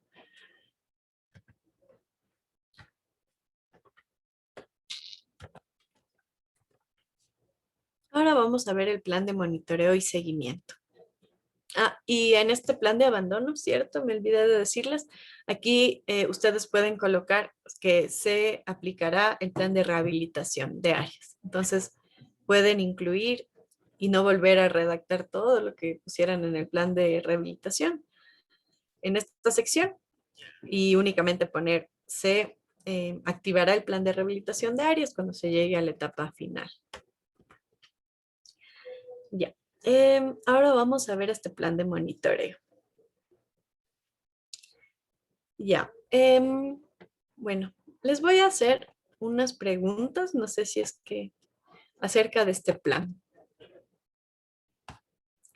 A ver, yo les había comentado ya algunas cosas del plan de monitoreo. Les voy a preguntar a ver si se acuerdan. ¿Qué normativa se verificaba? ¿Qué normativa se verificaba para ver estos temas de monitoreo? El 097A. Sí, muchas gracias. Ya. Mínimo, ¿cuántas veces al año se debe hacer monitoreo? ¿Alguien sabe? Como para las actividades de manera general. Semestrales puede ser. Ajá, semestrales. Hay normas que les dan como que otros periodos, por ejemplo, en hidroeléctricas. En hidroeléctricas les piden que hagan monitoreos trimestrales. Entonces, eso es como, digamos, específico. Pero por lo general tienen que ser, eso está en el acuerdo ministerial 061, que mínimo deben ser semestrales. Y la presentación es anual. Ahora, les voy a hacer otra pregunta. ¿Qué más? Ya. Esto, bueno, no, más bien, si es que hacen monitoreo biótico, ¿cómo se llama el permiso que se necesita para hacer monitoreo biótico? ¿Se acuerdan que les había comentado? Todo de investigación. Investigación. Ajá, el permiso de investigación y las guías de movilización. Ya, entonces ahora voy a compartir para darles algunas ideas de qué poner en el plan de monitoreo. Ya. Entonces aquí les voy a dar algunos ejemplos. Ya. Para el tema de desechos, se puede hacer un sistema de reportes mensuales. Entonces, aquí ese es un tipo de monitoreo en el que se verifica que se esté clasificando los desechos y que haya una correcta disposición final. Ya. Algo importante de esto también es que el Ministerio del Ambiente solicita que se haga una aprobación o una gestión de los puntos de monitoreo. Y esto también es importante porque hay una tasa que las empresas tienen que pagar por aprobación de puntos de monitoreo. Entonces, en el plan de manejo ambiental siempre se pone los puntos de monitoreo y las empresas como que sobreentienden que con la aprobación del plan de manejo ambiental está aprobados los puntos de monitoreo, pero no es así. Entonces, cuando llega ya la auditoría, solicitan que se incluya eso porque también es como que con doble sentido, porque hay una tasa que tienen que pagar las empresas. Entonces, si es que no hacen esa gestión, no pagan la tasa. Entonces, por eso el MAE siempre piden que se incluya ese artículo y que se verifique que la empresa haya hecho como que la gestión aparte del plan de manejo ambiental para aprobación de puntos de monitoreo. Ya. Pero bueno, en el plan de manejo ambiental siempre se ponen los parámetros. Igual si ustedes no ponen, les observan. Si no ponen cuáles son los parámetros que, por ejemplo, de descargas líquidas que se deben medir, entonces les van a observar. Entonces se ponen los parámetros. En este caso, por ejemplo, las descargas líquidas son domésticas. Entonces los parámetros van a ser pH, cloro, coliformes, tensoactivos, de QO y de BO. Ya, si es que están en un sector estratégico que es de hidrocarburos, eléctrico, minería, les tocaría ir a la norma sectorial y verificar si es que ahí no les dan los parámetros que tienen que tomar en cuenta. Ya. También se pone la normativa con la que se debe comparar. Entonces aquí, por ejemplo, está que se debe cumplir con la tabla 9 del Acuerdo Ministerial 097A. Eso también se pone aquí.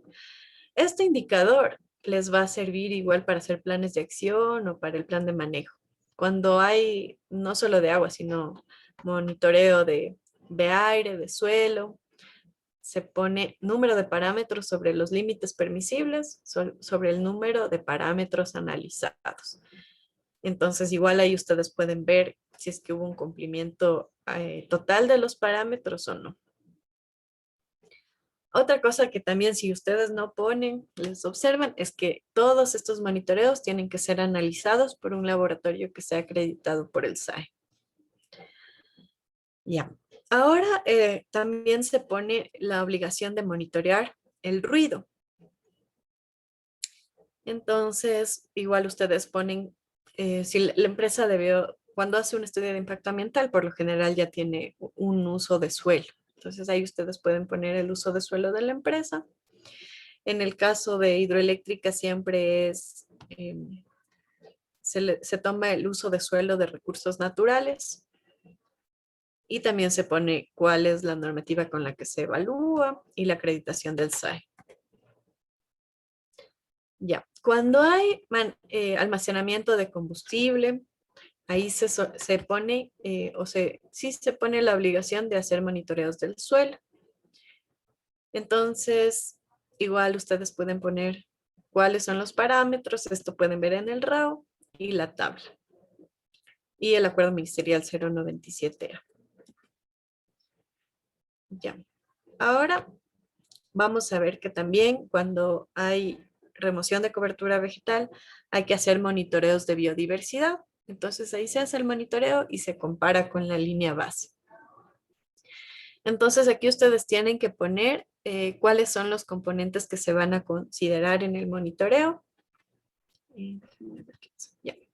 Entonces vemos que se debe monitorear la mastofauna, la bifauna, la herpetofauna.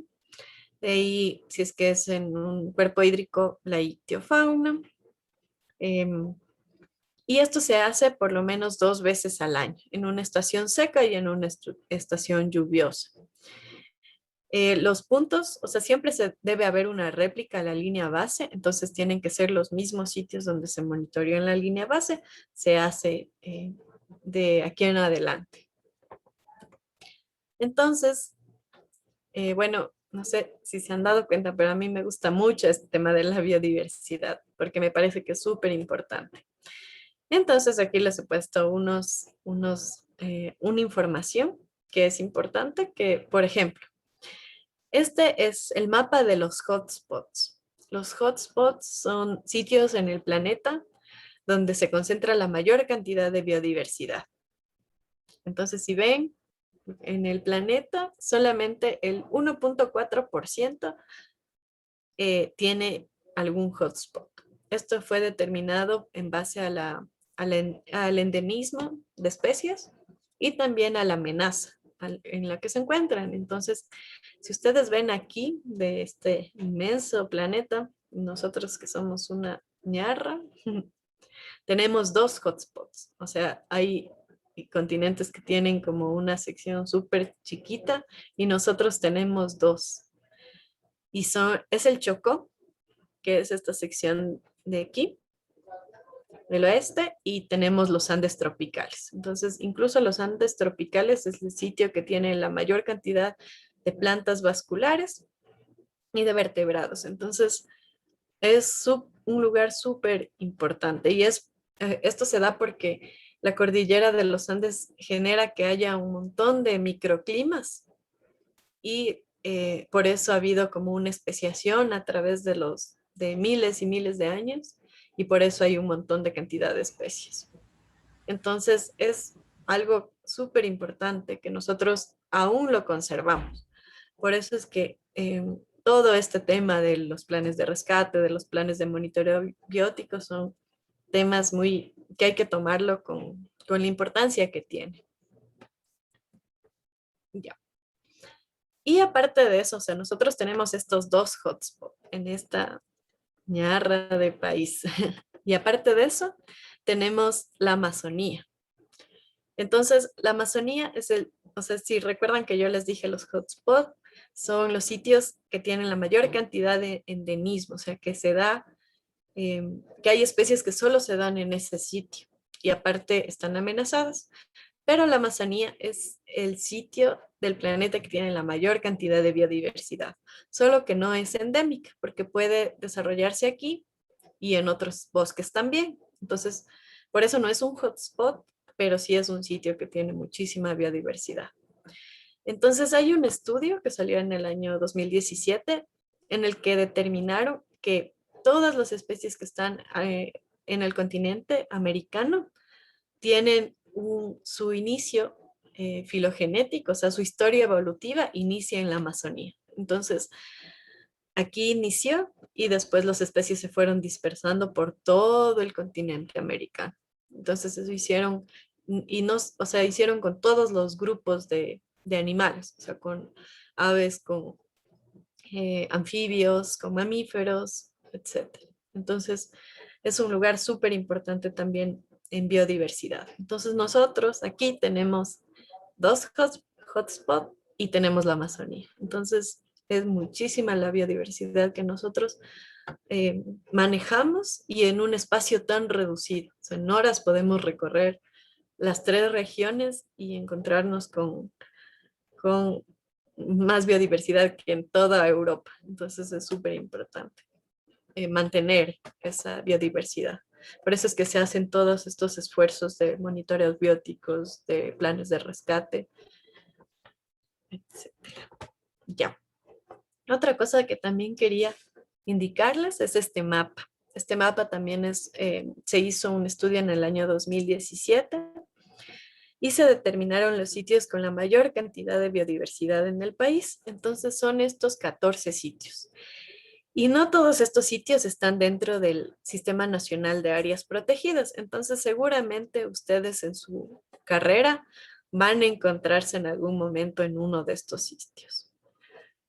Entonces tenemos Mache Chindul, por ejemplo, esta sección de acá del oriente, que es la cuenca del Pastaza y Santiago. Esta región tiene mucha biodiversidad y si ven no está protegida, no está dentro de un área protegida. O sea, aquí en este mapa, la sección que tiene estas rayitas son las áreas protegidas. Y si ven aquí, nada está dentro de áreas protegidas. Entonces, hay mucha biodiversidad que no está protegida. Por eso es importante que los esfuerzos que nosotros hagamos como ingenieros ambientales en los estudios de impacto ambiental. Si ustedes pueden o si la empresa está en posibilidades de hacer corredores ecológicos, de hacer estos steep stone, está en ustedes que lo hagan. Y ustedes pueden proponer lo que está en su conocimiento. Entonces traten de seguir investigando cómo se ha hecho en otros países para poder implementar aquí. Eso. Entonces, aquí está igual este mapa. Aquí tienen todos los sitios que tienen mucha biodiversidad. Y en este estudio decía que era como el 33% del Ecuador tiene aún remanentes de vegetación. Entonces todavía estamos como casi enteros. Ya. Bueno, entonces eso con el tema de biodiversidad. Ahora, em, también tenemos el monitoreo de calidad del aire, al igual que los monitoreos de agua y de suelo. Tenemos que poner cuáles son los parámetros que se deberían analizar. El acuerdo ministerial 097 y lo del SAE. Ya. A diferencia de los otros planes, nosotros aquí tenemos que poner llenar esta tablita con los puntos de monitoreo, con las coordenadas. Poner la frecuencia del muestreo, la periodicidad de presentación del informe y cuáles son los parámetros que se van a monitorear. Estos solicitan en el SUIA, entonces hay que ponerlo. Y por último tenemos que llenar esta sección. Por ejemplo, aquí se pone la normativa, el componente, cuál es la frecuencia y la periodicidad de presentación del informe. Si se les despliega esta sección en el plan de monitoreo. Miren, ya estamos en el final. Estamos aquí. Y el cronograma valorado. Este cronograma valorado tiene que tener todos los costos asociados al cumplimiento de los subplanes. Entonces, nosotros, hay veces que, bueno, cuando son estudios así súper grandes, ahí se contrata una persona, puede ser un ingeniero civil por lo general, que haga este cronograma valorado. Y esto se hace en base a cotizaciones, a investigación, y tienen que ir valorando. Y también, por ejemplo, en el tema de monitoreo, ustedes ponen que se hace cada 3 meses o cada 6 meses. Entonces señalan estos cuadritos y de ahí ponen el presupuesto anual. Todo este presupuesto es al año. ¿Cuánto se va a gastar al año? Ya. Y esto es importante porque si ustedes recuerdan cuando al inicio del curso, vimos que para obtener la licencia había que hacer el estudio de impacto ambiental. Después había que hacer el proceso de participación ciudadana, pero eso era a cargo de facilitadores ambientales. Había que pagar una tasa. Y por último, hay que sacar una póliza por fiel cumplimiento del plan de manejo ambiental con un asegurador. Entonces esa póliza lo hacen en base a este cronograma valorado. Otra de las cosas que es súper difícil cambiar con las actualizaciones del plan de manejo es este cronograma valorado. Entonces, igual yo también recuerdo era una estación de servicio de Riobamba que trató de cambiar. Igual fueron 2 años y no logró cambiar y era algo raro que pasaba porque habían un montón de estaciones de servicio que tenían un valor relativamente bajo, como de 10,000 el cronograma valorado. Y solo esa estación de servicio en Riobamba tenía como 30,000 así en este cronograma. Era súper alto. Y solo él, o sea, sí le hicieron la consultora que le hizo el plan de manejo ambiental. Entonces, por eso él quería cambiar. Y como no presentaba unas justificaciones técnicas, no logró cambiar el cronograma valorado. No sé qué terminaría pasando, pero 2 años que pasó el señor no logró cambiar. Eso. Entonces, igual en el SUIA tenemos esta sección en donde se pone el presupuesto y con eso terminaríamos. No sé si tienen alguna pregunta. Sí hay aquí una pregunta en el chat, dice. Y a ver, déjenme ver si es que dice, podría facilitarnos informes de estudios ambientales que se hayan realizado para poder analizarlos. Ya, voy a ver, perdón, dejar de compartir. Déjenme ver antes que nada. en el aula virtual si es que no tenemos esa información, porque seguramente sí tenemos. Si no, ya voy a conversar con el ingeniero para facilitarles un estudio de impacto ambiental que no tenga eh, como que los logos.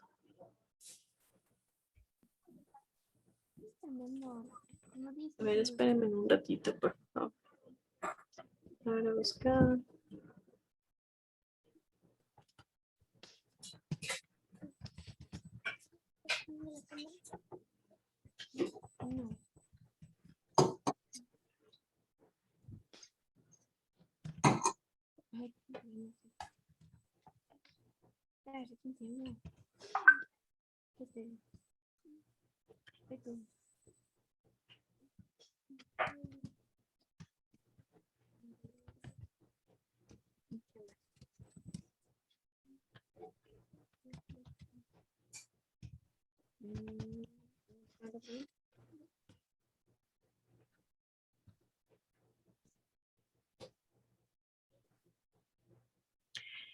Ya. Sí, al parecer no hay un estudio, entonces voy a conversar con el ingeniero para ponernos de acuerdo y poner aquí un estudio de impacto ambiental. Entonces el día de mañana, como tenemos la última clase que es de suya, ahí les comento en dónde está ubicado el estudio de impacto. Ya. Informes de cumplimiento ambiental. Ya. Bueno, en este caso lo que puedo conversar con el ingeniero Rodrigo para colocar aquí sería estudios de impacto ambiental, por lo que la temática del curso es de estudios de impacto, pero eso sí depende del acuerdo que lleguemos con el ingeniero para ver qué estudio les colocamos en el aula virtual. Otra cosa es las normas técnicas, eso les ayuda bastante porque ahí les dice igual cuál es el contenido de un estudio de impacto ambiental. Ya. Bueno, entonces eso sería todo por mi parte. Muchas gracias y nos vemos el día de mañana. Jairon me pidió que quería estos 10 minutos para hablarles acerca de la prueba. Entonces, les dejo con Jairon para que les explique. Sí, compañeros, buenas noches.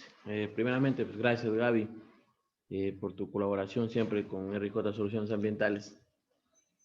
Es siempre muy importante y estamos contentos de ver la forma que te desenvuelves con todos los participantes de los diferentes cursos que comparten con nosotros, que están aquí.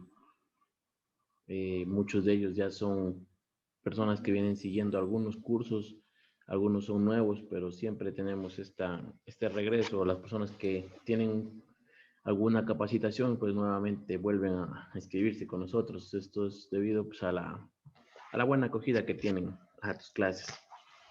Muchas Eso, gracias. compañeros, con respecto a la parte que sigue de la certificación, no sé si es que tal vez me escuchen bien porque está medio mal mi audio, pero como tal vez se fijaron en el aula virtual, ya tenemos todas las instrucciones. Espérenme, les comparto la pantalla.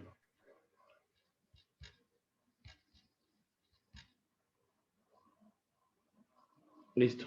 Ahí podemos ver todo lo que tenemos. Tenemos la prueba que debemos rendir para el día jueves 1 de abril. Vamos a tener dos grupos, un grupo a las 2 de la tarde, que tendrá de 2 a 3 de la tarde, y un segundo grupo que tendrá de 3 a 4 de la tarde. Hasta el día lunes 29 de marzo máximo deberá llegarles a su correo electrónico, o sea, al correo que nos dieron ustedes en su ficha de inscripción, deberá llegarles un correo sí, con el link para rendir la evaluación. Este correo les viene directamente desde la página de la CETEC. Si es que hasta el día lunes en la noche no les llegó, el día martes se pueden comunicar conmigo por vía WhatsApp para poder darle solución a este inconveniente, porque todos debemos tener.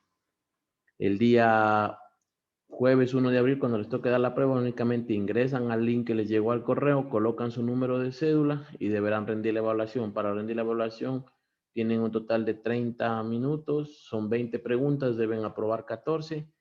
El cuestionario de la evaluación ya está subido aquí mismo en el aula virtual. Podemos ver en el cuarto punto que dice cuestionario para la evaluación. Es la garantía que nosotros damos como RJ Soluciones Ambientales, que somos creadores de la mayoría de cursos que brindamos. Entonces, todas las preguntas que les puedan hacer en el cuestionario, que les puedan hacer pues en la prueba, se encuentran en el cuestionario. No hay alguna pregunta que no esté o algo que tal vez pueda sorprendernos durante la evaluación. Hay 100 preguntas, de esas 100 les van a tomar 30. Esto nomás, compañeros, si es que tal vez tienen alguna duda con respecto a esto, les comunicamos la fecha de la prueba y el horario de la evaluación con casi, bueno, una semana de antelación para que puedan apartar este tiempo, ya sea de sus labores de profesionales o, bueno, cualquier asunto personal que tengan, pues es importante que tengan en cuenta que el día jueves 1 de abril, tanto los de grupo 1 y el grupo 2 deberán rendir la prueba. Esta es obligatoria porque caso contrario no podremos obtener la certificación de la STEC. En el link 1 también verán una parte azul que dice el listado del orden de evaluación. Ahí podrán ver su nombre y ver en qué horario les tocó. Eso nomás, compañeros, en cuanto a la parte de certificación. Una vez que todos hayamos rendido la evaluación, que tengamos la aprobación de todos, pues vía WhatsApp se les comunicará la fecha y cómo hacemos para hacer llegar todos los certificados físicos a sus domicilios. En el caso de que no se requiera físico, se les envía un documento digital. Pero bueno, esto dejémoslo para luego de la evaluación. Vamos siempre en orden para no hacernos, no crear una confusión de todo. Como dije, ahora terminamos las clases. Vamos a rendir la evaluación. Una vez que rindamos la evaluación, vía WhatsApp se les informará vuelta al siguiente paso, que es la entrega de sus documentos de certificación.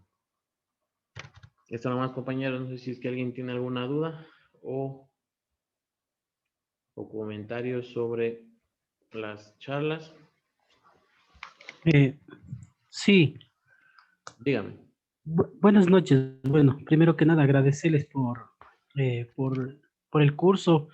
En realidad, igual a la ingeniera, agradecerle bastante por habernos compartido sus conocimientos. Yo tengo una duda con el tema del certificado. Sale el curso como elaboración de estudios de impactos ambientales, ¿verdad? El curso sale tal como se le ofreció, gestión y elaboración de estudios de impacto ambiental. Ah, ya, correcto. Eh, ya, listo, esa era mi inquietud. ¿Dónde está? Sí. Así tal cual aquí como le pueden ver la imagen que se hizo, pues la publicidad, gestión y elaboración de estudios de impacto ambiental. Este es el título mismo que viene en su certificado. Ya.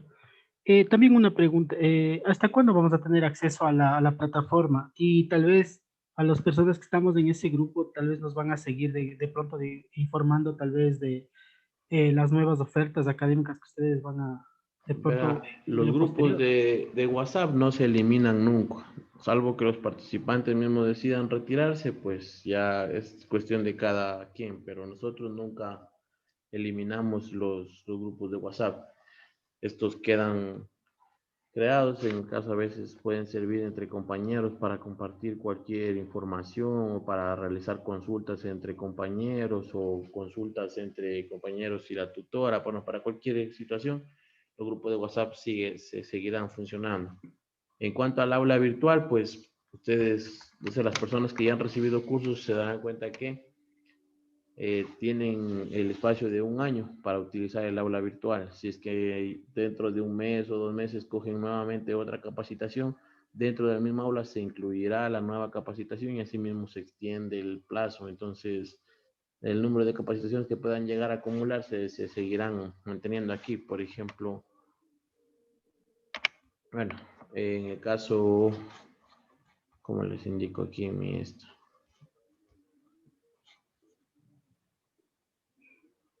Pero denme un momento para ver si es que puedo mostrarles en el caso de, digamos, de mi persona, de mi usuario, y tengo acceso a algunas aulas que son las que hemos trabajado últimamente. Entonces, más o menos así les aparecerá. Mientras más cursos sigan, tendrán más aulas virtuales con toda la información. Las aulas se actualizan se actualizan constantemente de acuerdo a la información, nueva normativa, todo lo que vaya ocurriendo, las actualizaciones que hayan dependiendo de cada tema. Asimismo, las aulas se actualizan continuamente y podrán mantener, como quien dice, una especie de base bibliográfica para cualquier situación. Esto, compañeros, no sé, tal vez alguna otra duda con respecto a la prueba o algún comentario me pueden hacer saber.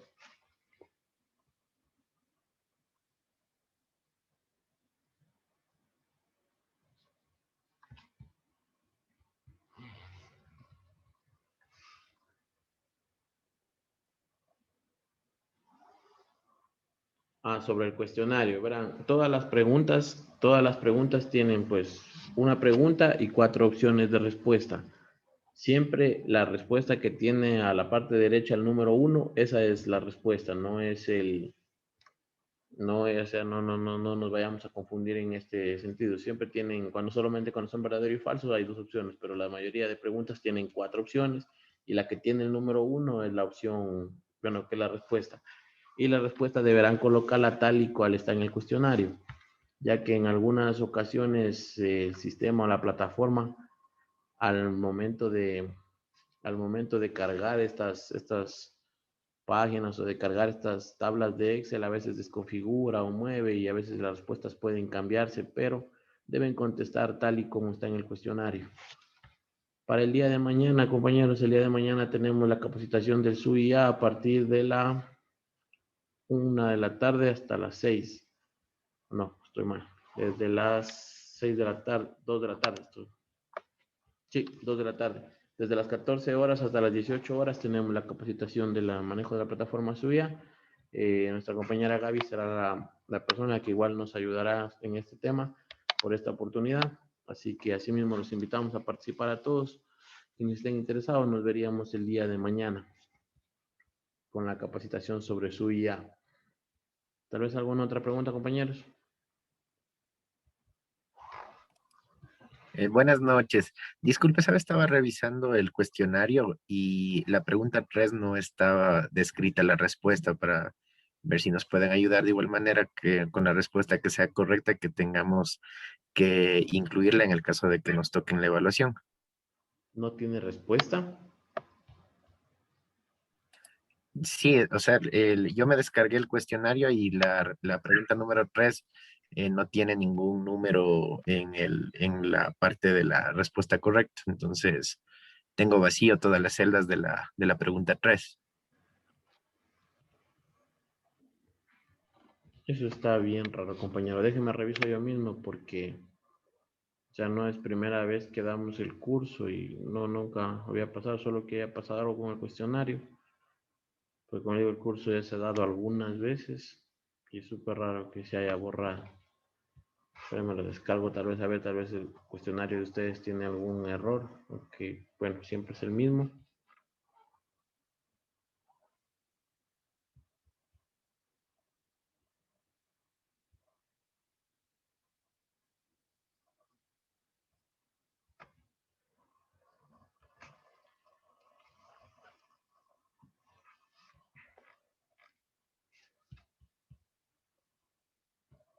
A ver, bueno, verán compañeros, al parecer sí está mismo, hay una falla en este literal, pero bueno, yo les voy a buscar otro cuestionario y les cruzaré al grupo de WhatsApp, bueno, un cuestionario que tenga la respuesta de la 3. Por alguna razón este se ha borrado, pero no hay ningún inconveniente, el cuestionario es el mismo que ocupamos siempre, entonces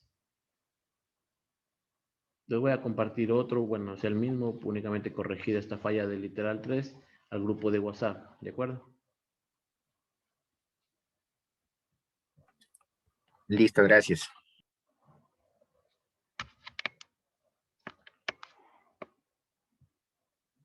Sí, se ha borrado la verdad. Ya, bueno, no hay problema, compañeros. En este momento, una vez que terminemos la clase, les comparto al grupo de WhatsApp otro cuestionario y posiblemente mañana pasado igual les corrijo el error aquí en el aula. Tal vez alguna otra cuestión, alguna otra duda que tengan.